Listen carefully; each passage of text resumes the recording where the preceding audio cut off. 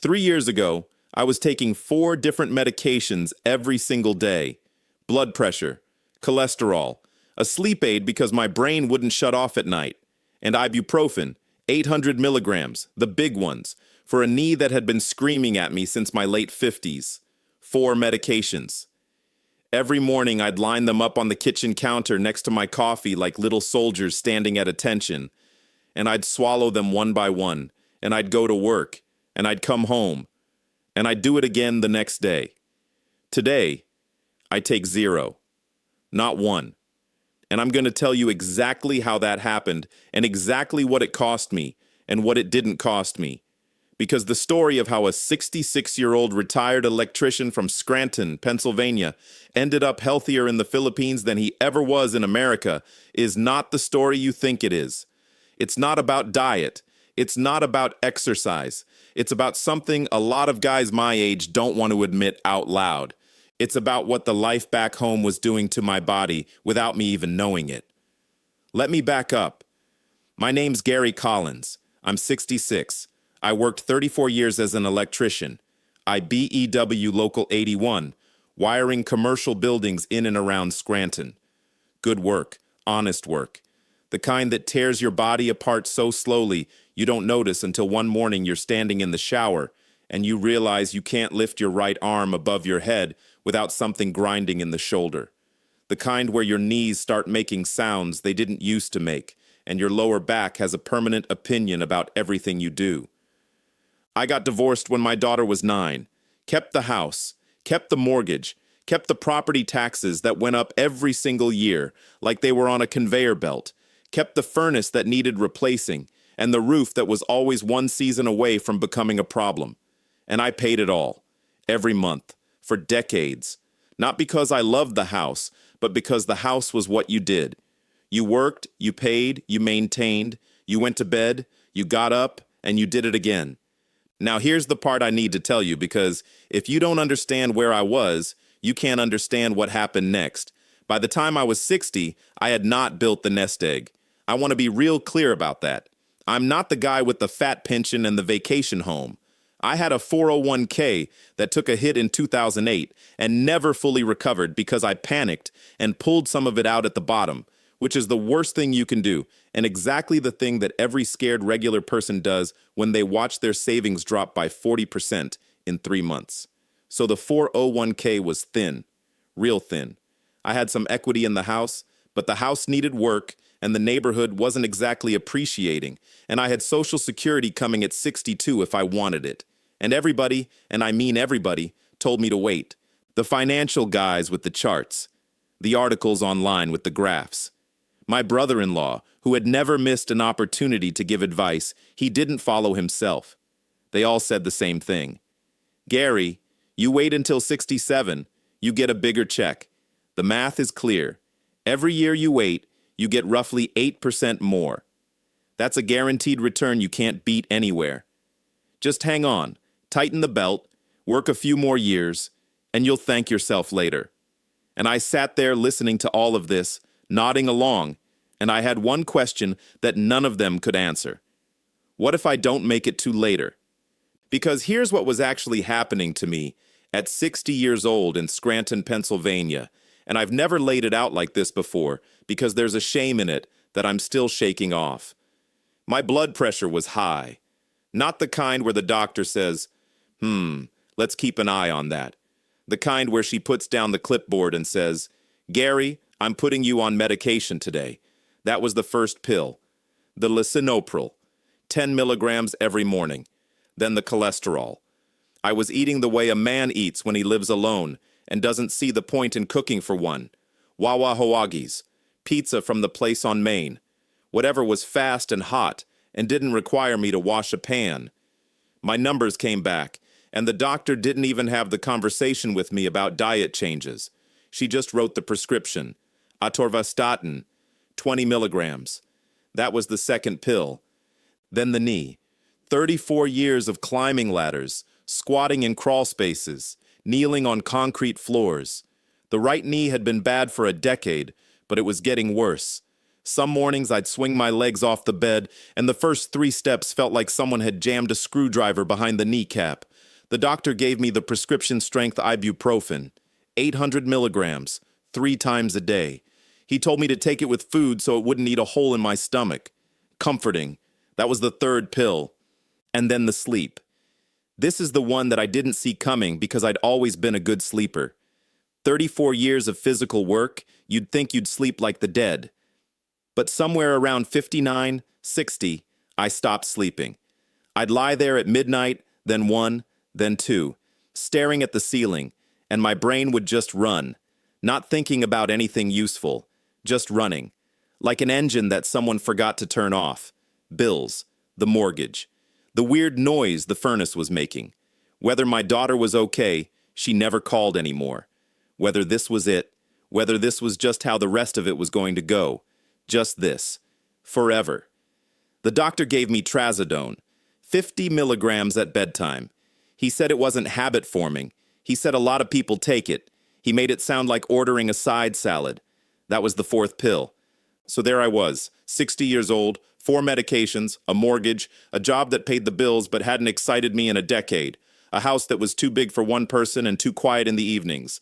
And every single day, and I'm not exaggerating this, every single day was the same. I woke up at 5:15. I took the pills. I drove to the job site. I worked.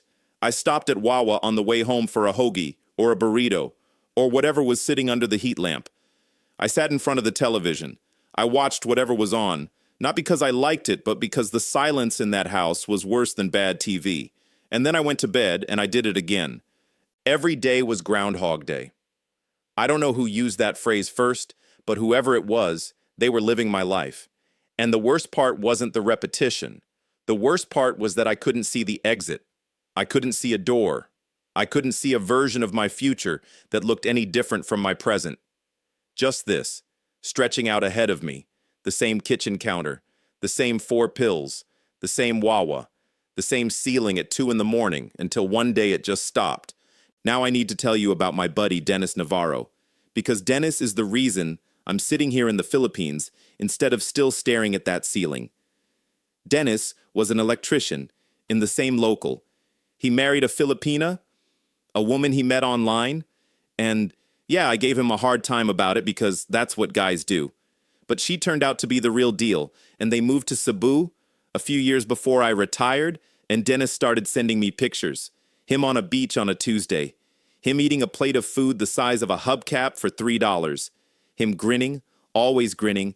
This man who used to be the most miserable person in the break room was now grinning in every photo like he'd found out a secret the rest of us didn't know.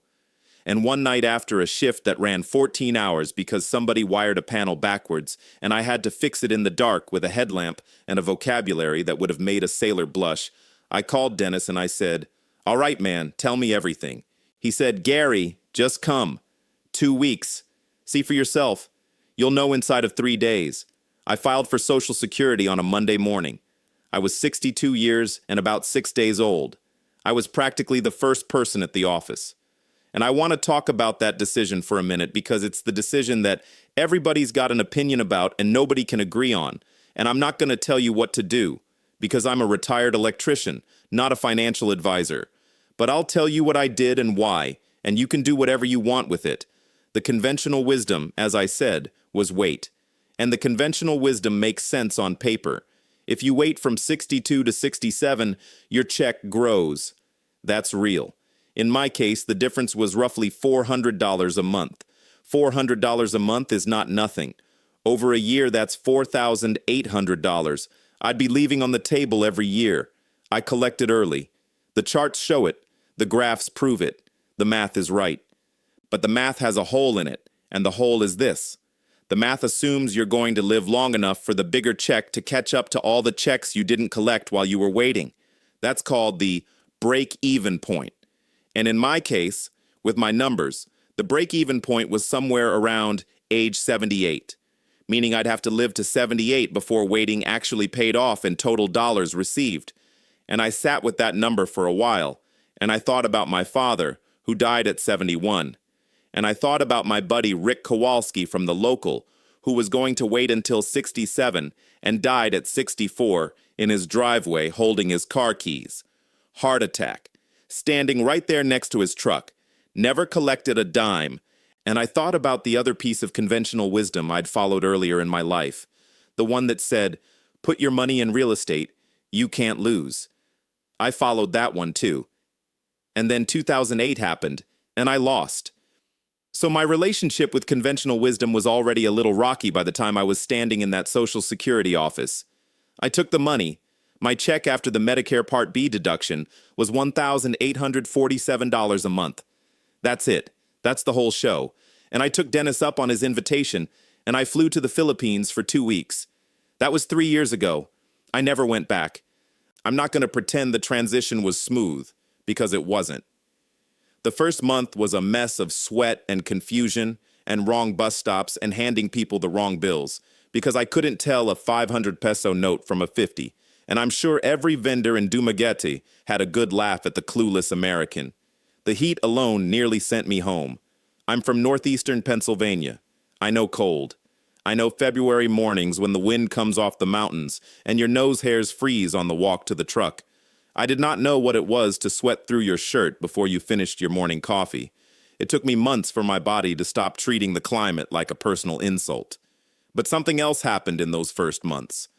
Something I didn't plan for and didn't notice at first. It happened so slowly it was like watching the hour hand on a clock. You can't see it move, but eventually it's pointing somewhere completely different. The blood pressure medication, the lisinopril.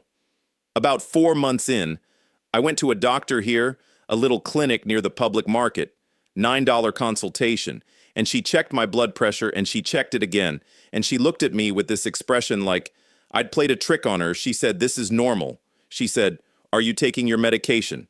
And I said, "Yes, every day." And she said, "Well, you may not need to anymore, but let's watch it." So we watched it. I kept taking it for another month, went back, normal again. She cut the dose in half, normal. Cut it again, normal. And eventually I just stopped, and it stayed normal. I didn't understand it at first. I thought maybe the machine was wrong, or maybe the Philippines had magic air or something. But Lorna, that's my partner. She's 48. She works at an accounting office near the university. She looked at me one evening when I was puzzling over it, and she said something that stuck.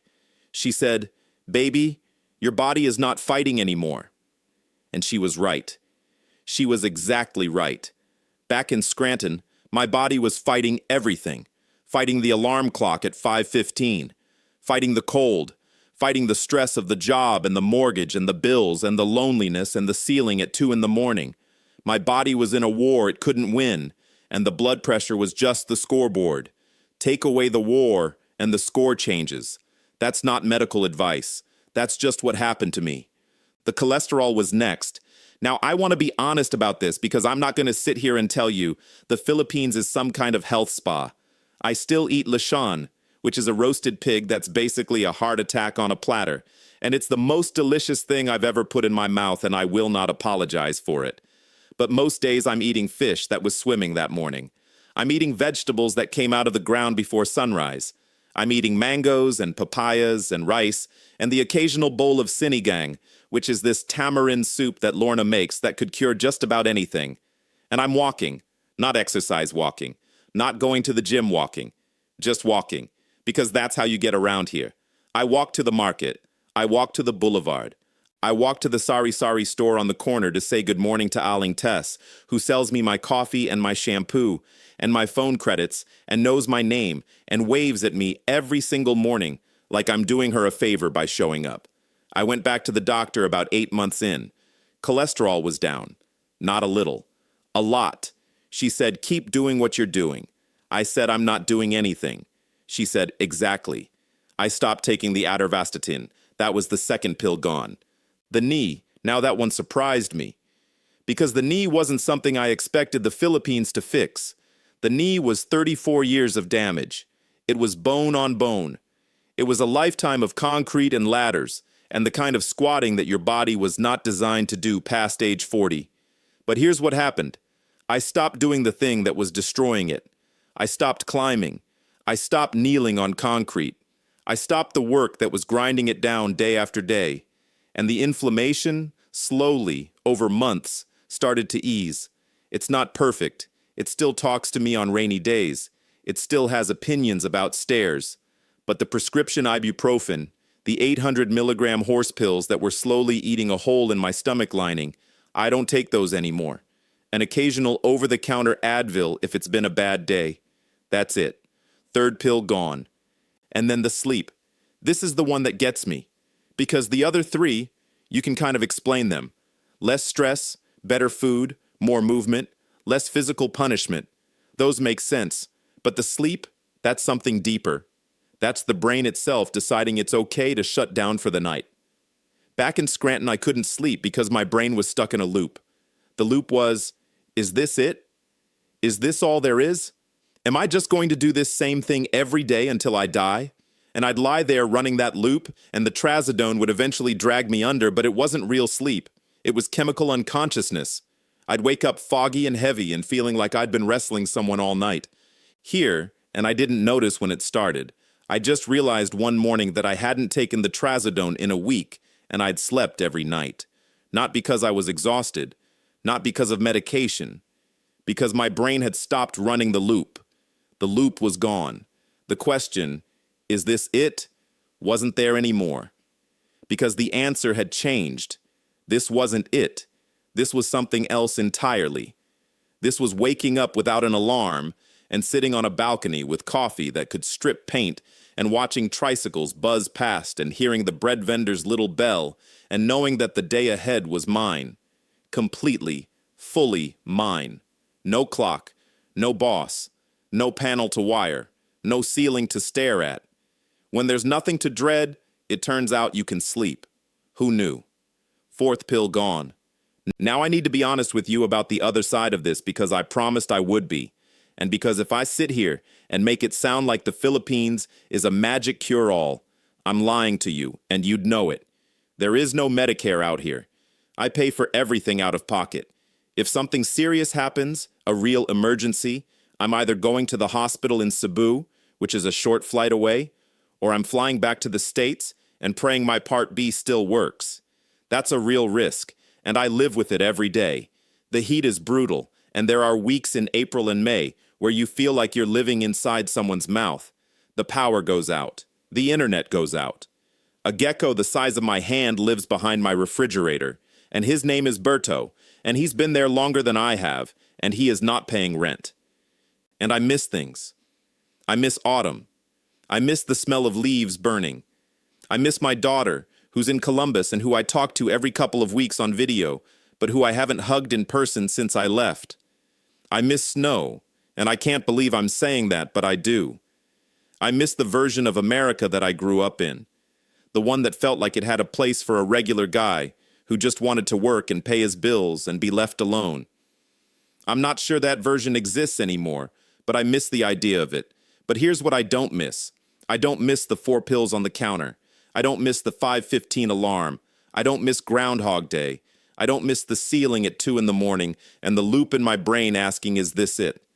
I don't miss the feeling that my body was slowly falling apart under the weight of a life that was too expensive, too stressful, too lonely, and too predictable to survive. And I've thought about this a lot. I've sat on this balcony more nights than I can count, after dinner, with the boulevard sounds drifting up from a few blocks away. And I've asked myself whether the medications went away because of the Philippines specifically, or because of the leaving. And I think the honest answer is both. I think some of it is the food and the walking and the warm air on your joints. But I think most of it, the real engine of it, is that I stopped living a life that was killing me. The life was the disease. The pills were treating the symptoms. Remove the life and the symptoms went away.